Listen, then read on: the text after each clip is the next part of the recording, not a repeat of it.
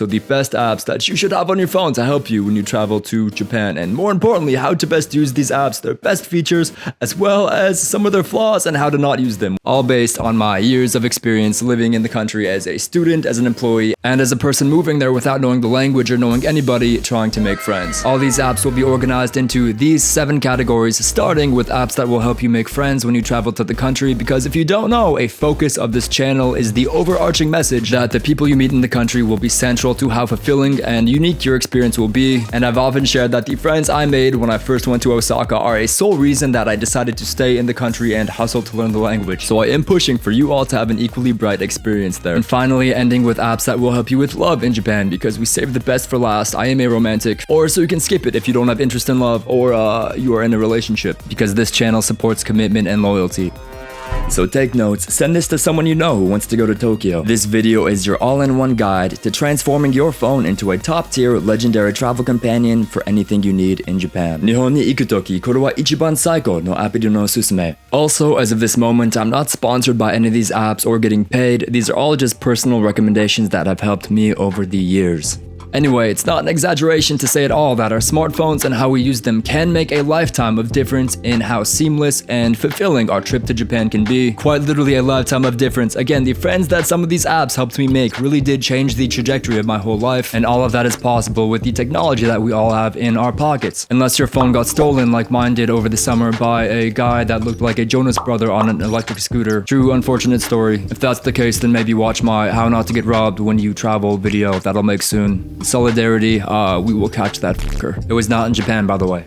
But for now, let's get into it. First, apps that will all that guarantee that you make friends in the country, and apps that will help you communicate with them. But even better, why not make friends in Japan before you even take your first step off of the airplane into the country? Friends that you know have shared interests in your hobbies and have interest in speaking to you in English and practicing their language when you connect. For this, I recommend the Hello Talk app. This is like a virtual pen pal service that connects you with Japanese people that have interest in practicing English with you and learning about your culture. It's marketed as a language exchange app so that you can practice the language virtually with native speakers online. But I used this service personally when I decided I was going to Japan, and several of the people that I connected with here ended up inviting to meet me when I went to the country and showed me around their hometowns, which was an extremely unique and personable experience. And when making a profile on HelloTalk after selecting the language you plan to learn, you also are asked to indicate your hobbies and interests so that you can connect with people that see eye to eye with you on how you spend your free time. Tips for using this app: when you write your bio for your profile, I recommend indicating the dates that you plan to be in Japan and where you plan to be roughly, because especially for shorter trips of 1 to 2 weeks, even if you make a really cool friend after you arrive in the country, there's no guarantee that they'll have time to link up with you multiple times before you have to leave and go home. So make friends beforehand, plan ahead, and I recommend HelloTalk. Side note, even though this is marketed as a language exchange app, one of their most popular advertisements is of a couple that met virtually here and ended up getting married. So who knows, if you're lucky, this might even fit in the last category of romance for you as well. Another service that's basically identical, just a little less popular, is Interpals, and it's primarily for use on your desktop, so why not check out both? Next, the longtime king of social media in Japan that you may have never heard of. And here I'll also be diving into how to best utilize social media in Japan in general to make good friends, but I am talking about the ever-popular Line app. On the surface, this is your basic messaging app identical to iMessage, WhatsApp, or WeChat, but its popularity in Japan has worked its way into the cultural fabric itself, making it more of a lifestyle platform to the point where I'm sure that using it will not only help connect you with people you meet more intimately, but ensure that you all can stay in contact for the long run. What I mean by this is, more than any other app or even email, in Japan, if you exchange line IDs with somebody, you're connecting with the purpose and intent to stay in contact, make future plans, and no pun intended, have a direct line to that person. From personal experience, a lot of people I just casually meet in Japan will exchange Instagram, Facebook, Twitter, TikTok to just have a way to get a hold of each other or follow each other's life updates. But if we meet up a second time or get much closer, they'll ask for my line ID. Especially people in Japan you might meet with a larger online following. They may not have a chance to see all their messages on their popular online platforms, but they'll always tell me if I want to connect to send them a message on the Line app. To put it in a more savage context, my friends say that if you ask someone in Japan for their Line ID and they tell you that they don't use Line, it's a not so subtle way of saying that they have zero interest in connecting with you. My tips for using Line: learn the ways to quickly add people with a QR code, which is the go-to method, or the ways to connect with groups if you just shake your phone on the Line app with everyone else in the group. And get acquainted with how to use the popular Line character stamps to simply communicate emotions that you can't get through with written words. Everyone I know in Japan uses these, from my school friends to my tech CEO acquaintances. I'd say it's a good way to immerse yourself and honestly break through the language barrier in a very personal way you might not have expected. And here, as promised, before I hit you with an absolute legend of a travel app, I'm going to share with you my top tip for making meaningful connections and friends when you travel to Japan using social media. And while it's obvious, it might require a bit of a mental push to do because many people skip this step, as it may require stepping a little bit outside of one's comfort zone. But steel yourself, even if you're a little shy, and go on any social media platform, Instagram, Twitter, X, TikTok, YouTube, and use Japanese language hashtags to search for events and people who are active in whatever you are interested in. This is how I've found many underground live music shows and connected with musicians, directors, models, car enthusiasts, and so on, who are active in their local Japan scene and oftentimes excited to meet a traveler from afar who is passionate about the same things that they are. For example, if you're a photographer and looking for people to connect with to shoot in the streets of Tokyo, look up hashtag #FuriModeru in katakana, which is a popular hashtag for freelance models. If you want to get involved in the Yokohama JDM car or drifting scene, then look up hashtag #Kurumadaikai, which is Japanese for car meet, and message some people there. Flyers for local live music events will often be posted under the hashtag of the city name before the katakana word raibu, and here I'll just show some recommended or example hashtags in Japanese to search. This approach to planning a trip is a bit more pro-social, a bit more of a gamble, but is representative of my overarching mentality that the most fulfilling Japan trip you can have will very much more be built by the people that you meet there, over any physical locations that you may book. I've personally had extremely unique local experiences and made lifelong friends through this method because definitely bonding over something you're passionate about really transcends any cultural or linguistic barriers. And this leads me to the next banger of an app, because what are you gonna say to these interesting people that you meet via Japanese hashtags? Maybe "Konnichiwa, West というカメラマンです。よろしくお願いします。そろそろ京都に行くつもりです。このアカウントの写真とビデオにめっちゃ興味がありますから、いろいろな京都の撮影の質問聞いてもいいですか? Which means like, hello, I'm a cameraman that goes by Wes. It's a pleasure to meet you. I plan to be in Kyoto soon, and I love this account's photos and videos. Would you mind if I ask you some questions about shooting in Kyoto? But what if you didn't spend 2 years of your youth struggling to keep your head above the water of a Japanese language course in Japan, like I did? Then this next app, a universal banger, is for all of us. I'm talking about Google Translate, also called Google Lens. First great way to use this is simply just speaking whatever you want to say into your phone, and it will basically translate it, getting the point across with like a 95% accuracy in my opinion, depending on the amount of slang that you use. Before I could speak Japanese, almost everyone I met in the country was wild patient with me, taking the time to communicate through this app, and the accuracy of the language translated really has improved over the last 8 or so years. Like, if you're using this app to text people, you're not gonna fool anyone into thinking that you're fluently just talking to them. Like, I'd want to say, "Hey, cool shoes, bro," and the translated meaning would come out more like, "Hey, those are handsome shoes, my sibling." So it can be like charmingly strange, but it will basically always get your point across. And the second coolest use for Google Translate is the camera function, where you can basically just point your camera at any Japanese writing and it'll translate it into English for you. I've used this on everything from like drink menus to tickets I've got from the Japanese police, and I've forged like full-on deep friendships all the way to romantic relationships just solely using the translation app before I could speak Japanese. So don't let any language barrier be an obstacle for anything, yeah? Next, I was hesitant to add here because it can be a bit dangerous if you are in a relationship, so don't go using me as an excuse if you get in trouble with your boyfriend or girlfriend. I've had enough of that, leave me out of it. But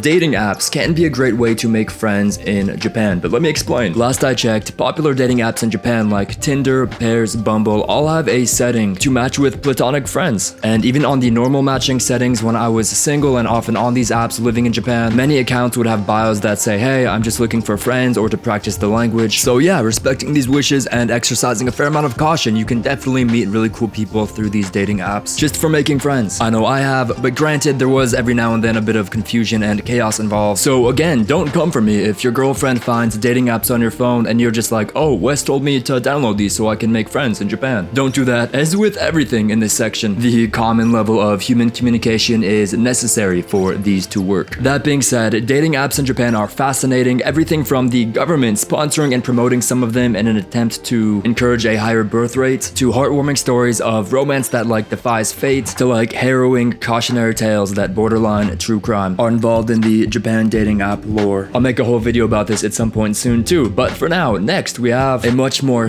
safe, standard, friendship by numbers almost app for connecting with people in Japan. I'm talking about the Meetup app. Meetup is a service for organizing or promoting group events and activities and connecting you to the ones that you have interest in. Two things it's great at and one thing it's not so great at. First, in Japan, I've personally loved using Meetup to find pickup sports games, fun local community service events, groups that go hiking, or fun local barbecues, often frequented by other travelers or foreigners living in Japan. They have everything though, from like professionally oriented tech insider meetup groups to my friends from Tokyo are currently using Meetup to network with people in the film industry. There are events that cater to that as well. Second thing I love about Meetup is the safety of the social media element of the app. Despite how it sounds like, I'm always encouraging you all to go talk to strangers in Japan if they seem cool, which I am by the way. I do take safety very seriously. And Meetup supports this by allowing you to properly vet the legitimacy of the events hosted there by showing all the members' profiles that have attended the previous events and the other kinds of events that these members attend, and even checking out the profile of the host of the events will give you a better sense of what to expect, more so at least than, say, a post on Craigslist Tokyo saying meet up under this bridge at this time for pickup rugby, hosted by Bridge Rugby Man at Gmail. Anyway, the only thing I'd say Meetup isn't the best at is finding more organically local groups of friends and events that I have found in Japanese neighborhoods using the more footwork intensive on the ground methods that I previously mentioned. It's very much an international service, more frequented by other travelers and a bit of the international crowd that's around, which I really do love, don't get me wrong on that, but it's also a social scene that you could probably connect with back at home. And if you're only in Japan for a limited amount of time, I would hope that you explore multiple venues of connecting with people, some which may be more exclusive to the Japanese towns that you travel to. Just my opinion based on my experiences though. Okay, those were the apps I recommend for making friends. Next couple sections are going to be more short and sweet. Let's start with apps I recommend for transportation. How are you going to get around the country? First, for paying for almost any public transportation in Japan, you can't always just use your credit card. Usually you gotta buy a ticket at a kiosk with cash or charge your transportation card with cash, either the Suica, Icoca, or Pasmo cards, etc. Or what I recommend you do is ding ding ding, use your phone. You can get the digital version of these cards in your digital wallet. It may vary by phone, but what you do is go to your wallet app, go to the plus sign to add to wallet, go down to transit card, and at the very bottom they have these three options for your digital in-app transit cards that you can use on most any Japanese public transportation and just charge with your credit or debit card. This will save you a ton of time waiting in lines for the ticket kiosks. But as of now, this service doesn't accept charges from Visa cards, so just keep that in mind. And next, now that you can pay for your trains, how do you know which trains and buses to take to where? This one is easy. I always just use the Google Maps app. This app has helped me use public transportation to get where I need to go in Japan, which train station to go to, which platform of the train station I need to be at, and what time the train leaves. It has done so correctly 98% of the time. And two pro tips for using this app: pay special attention to what time the trains leave at, because the same platform can often have trains that go completely different places at different times. So if you miss your train, double check that the next train from the same platform goes to the same place, or if it's the local train versus the rapid express train, because one might skip your station. Now you might be asking, what about that 2% that Google Maps has led me astray? A couple of times it has gotten me on the wrong train, like I mentioned before, putting me on an express train that skips the local station I want to go to. For this, I just have the advice: have a backup app to use for very important meetings where punctuality is wild key. Like if I have a video job in a part of Tokyo that I've never been to before, I'll double check that the directions are the same on a second app. Like my second app I recommend is the Navitime app, also known as Japan Travel by Navitime. It's really accurate, more so than Google Maps, but it's just a little bit more inconvenient to use for me. Like I just find the Google Maps interface a bit more intuitive and the directions a bit more comprehensive. And I've never found or heard any of these apps to be 100% accurate, so that goes a long way. But what if you want to go by car? As of last April, Uber and Bolt and a couple other rideshare apps are available, at least in Tokyo, because of a shortage of taxi drivers due to an aging population, which is convenient, but I haven't found them to be that much less expensive than taxis. I've found the most useful and affordable app to get rides places is the Go app. This is also the app that has the best English language services I've found, so that should hopefully be helpful for all of you. But what about the biggest, baddest transportation of all, your flight to Japan? Starting with booking your flight, which for me is usually a two-part process which focuses on price a little bit over convenience. Step 1, I use the Kayak app or the Google Flights app to find the cheapest days to fly, assuming that you have some flexibility with your travel dates. For example, here you can see it is $500 cheaper to fly on the 22nd of January instead of the 1st through 4th. But I don't stop there because it gets even cheaper. Next, I use the apps either Cheapo Air or justfly.com to search for the dates once I've found the best ones. The cheap days to fly are usually the same, and here I found a flight on the same day for only $233 all the way to Tokyo from Los Angeles. Now be warned, the cheapest flights do sometimes charge for checked baggage, but so far that's only been with Zip Air. And also with these two services, I've heard they have a rough at best return policy if you do end up having to cancel your flight. So I'd recommend looking into their travel insurance options if you think that might be a possibility. But anyway, so you're there in Japan, and where are you gonna stay? I have a couple options for hotels and home share services,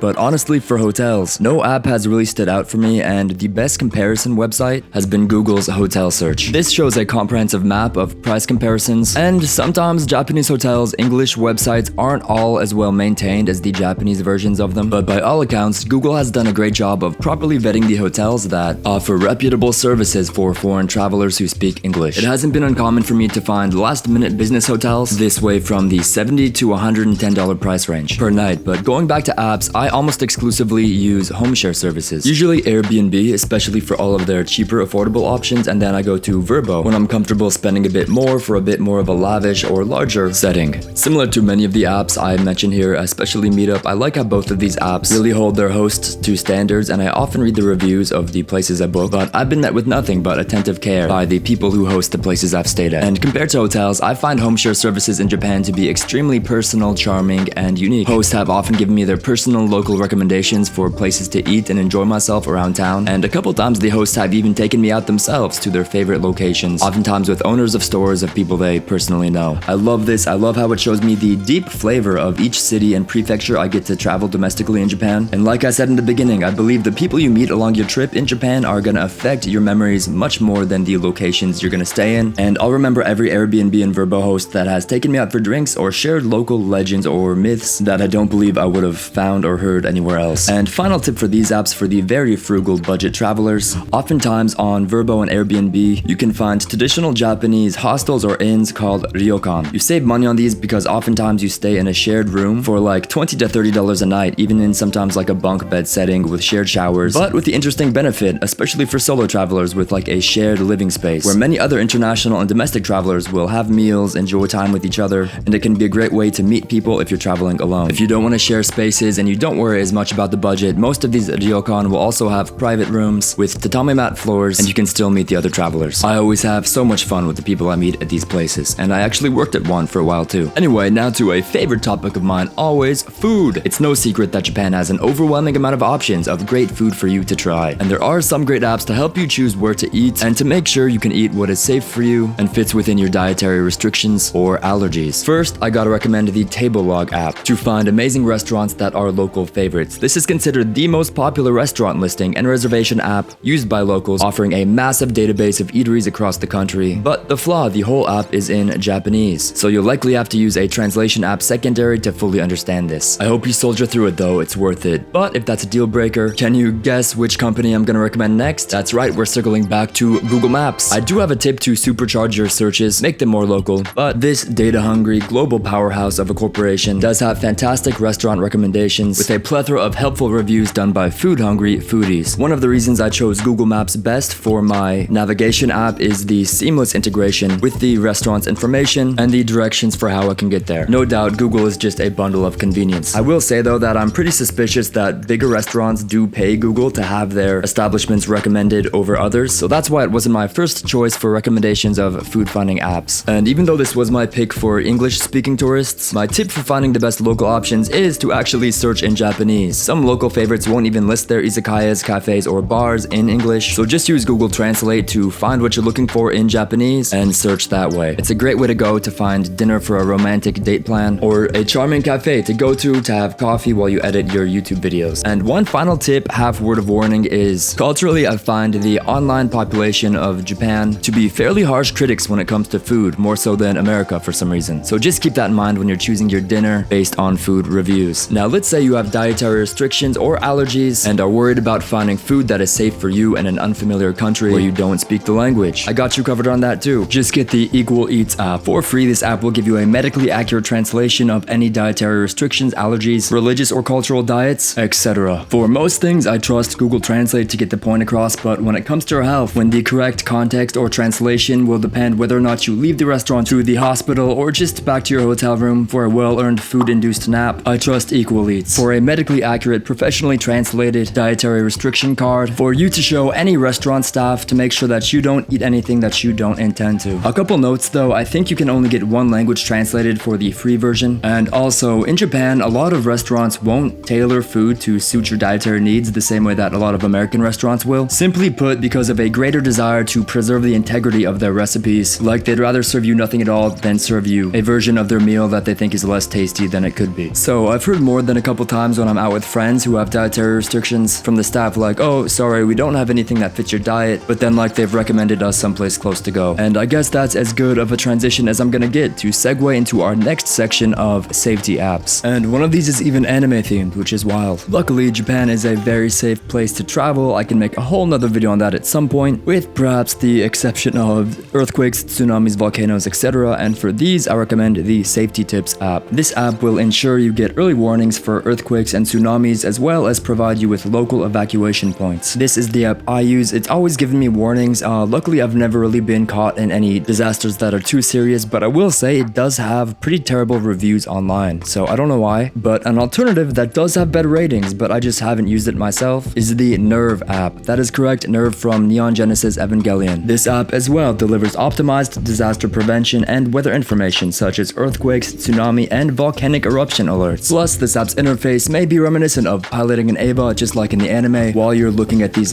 possibly life-altering notifications. Next, just so you know, Japanese emergency numbers are 110 for police and 119 for fire and ambulance, and you can call these for free from anywhere within the country without any sort of cell plan. But let's say you want to call your mom and say, hey, I'm safe, I know Mothra is attacking Tokyo, but I've got this under control, which is the epitome of safety. You might want to check out these apps. For eSIMs on your phone, I've had immense success using UBiggy or AirAllo. Basically interchangeably. I've read some reviews saying that UBiggy has not worked for some people, but then others that contradict that. For both, you basically just purchase online the amount of data you want for the amount of time you're gonna need it for. Adjust some of your phone's data settings and you're good to go. One tip for these though, if you do want to refill the amount of data you need, I recommend doing so before you run out. It's been unnecessarily complicated for me to buy more data or a longer plan and use it after I've run out. Like I've had to re-download the app, refresh a bunch of my settings, and so on. So just do so before you run out of data or buy more data than you think you might need, because again, this is the safety section and the theme for this is preparation, preparation, preparation. But now that section's over and it's time for boom boom boom, the learning section. This section I am kind of going to speed run through because first I have a whole video that you can see here on how I think you should learn Japanese, and second because I really think that apps should only be one tool in your vast arsenal of weapons that will help you master the Japanese language. But this is an app video, and regardless of your study goals, I think learning a bit of the language is a lot of fun when you travel in Japan. And just learning some key phrases can be a great catalyst to make friends in the country. So a first app for digital flashcards is Anki. You download the app, and then on the Anki website you can download thousands of user-created flashcard decks structured around learning the Japanese language. Some of them have audio bites to help you with pronunciation and images that can help you learn. I like the Anki digital flashcards over the Quizlet digital flashcards because Anki has a system where it remembers which cards you are better at and which cards you're worse at, and it'll show you the ones you're worse at more frequently and show you the ones you're better at less and less. This really helps with memorization. Next, I'm sure you saw this coming, the ever popular and often criticized Duolingo app. Say what you will, as many linguists do, about this app's insufficiency for building a good structure or foundation for the Japanese language, but the gamification of language learning that this app provides for free will keep you coming back day after day to study a bit of Japanese. And as this app's notifications will remind you, you don't want to break your learning streak. And in all seriousness, one of the biggest hurdles for learning a language, I think, is persistence and the dedication to keep studying day after day, even if you do feel like your progress has plateaued. This app will build you that good study habit that you need. It'll keep you coming back with fun game-like lessons, and if you're traveling to Japan, it'll teach you how to say hi to people and talk about your hobbies. And for now, that's enough for you to talk to people, make some connections, and when the conversation gets more deep, like asking, hey, let's run away from everything and go get married in Hokkaido and start a farming life together, they'll never find us there. Just use Google Google Translate for that.